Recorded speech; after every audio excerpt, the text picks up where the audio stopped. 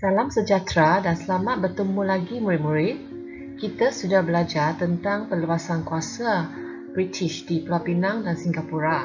Hari ini kita akan lihat bagaimanakah British meluaskan kuasa di Melaka pula. Sebelum itu, mari kita berkenalan dengan negeri Melaka sebelum British meluaskan kuasanya di negeri ini. Kesultanan Melayu Melaka merupakan kerajaan alam Melayu yang unggul pada abad ke-15. Ini murid-murid sudah tentu tidak asing lagi sebab sudah belajar di tingkatan 2. Keunggulan Kesultanan Melayu Melaka berlanjutan sehingga tahun 1511 di mana Melaka telah ditawan oleh Portugis. Pada masa itu, Sultan Melaka telah melarikan diri ke Johor. Pada tahun 1641, Portugis telah dihalau oleh Belanda dan Melaka menjadi tanah jajahan Belanda selama 183 tahun. 178 tahun kemudian, iaitu pada 6 Februari 1819, British mendapatkan Singapura. Murid-murid boleh rujuk video ini untuk mengetahui apakah strategi yang digunakan oleh British, khususnya Stamford Raffles, untuk menguasai Singapura. Setelah British mendapatkan Singapura pada 6 Februari 1819, pihak yang paling tidak puas hati ialah Belanda. Mengapa Belanda tidak puas hati? Sebab Belanda mendakwa Singapura berada di bawah lingkungan pengaruh Belanda. Belanda juga tidak puas hati sebab atas tindakan manipulasi Stamford Raffles, Kesultanan Johor Riau mempunyai 2 orang sultan. Kedua-dua sultan ini ialah Sultan Abdul Rahman yang bersemayam di Linggar dan Sultan Husin yang bersemayam di Singapura.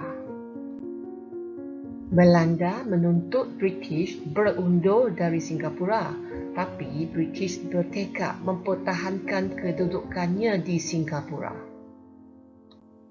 Ada 2 sebab mengapa British enggan berundur dari Singapura, iaitu British berjaya memajukan Singapura dalam tempoh yang singkat dan British juga yakin Singapura menjadi pelabuhan bebas dan pangkalan tentera yang penting di alam Melayu.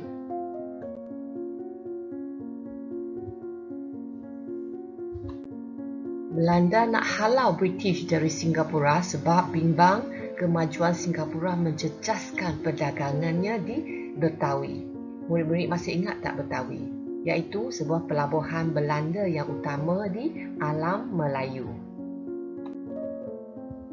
Walaupun konflik tersebut menjadikan hubungan antara British dan Belanda semakin tegang, mereka mengambil keputusan untuk menamatkan pertikaian dengan cara berpakat.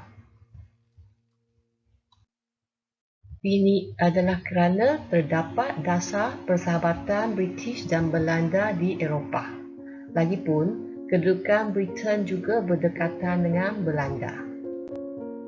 Selain itu, Belanda sebenarnya terhutang budi kepada British sebab British pernah menjaga jajahan Belanda di timur semasa Perang Napoleon. Jadi, adalah tidak wajar untuk bermusuhan dengan orang yang pernah memberikan bantuan kepada kita, kan?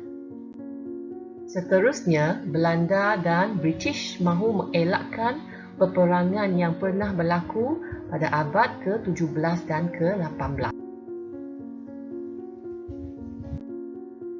Belanda juga tidak mahu terbeban dengan masalah keuangan yang semakin lemah selepas Perang Napoleon. Oleh itu, Belanda dan British mengambil keputusan untuk menyelesaikan masalah ini melalui rundingan ke arah perdamaian.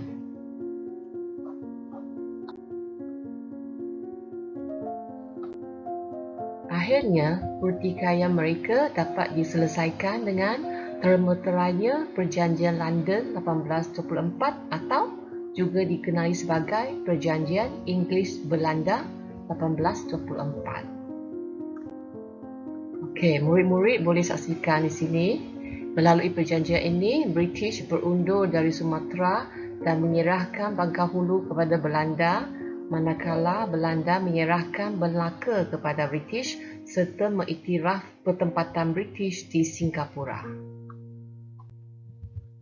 Melalui perjanjian ini juga, British dan Belanda menetapkan kawasan pengaruh masing-masing. Mari kita lihat peta ini. Kawasan di sebelah timur dan Selat Melaka yang meliputi Singapura dan Tanah Melayu berada di bawah pengaruh British, manakala kawasan di sebelah barat dan di selatan Selat Melaka yang meliputi Kepulauan Riau Lingga dan sekitarnya berada di bawah pengaruh Belanda. Okey, begitulah caranya British mendapatkan Melaka, iaitu melalui pertukaran dengan Belanda. Bukan itu saja, penguasaan Melaka merupakan tanda permulaan penguasaan British di negeri-negeri Melayu. Sila jawab soalan-soalan berikut.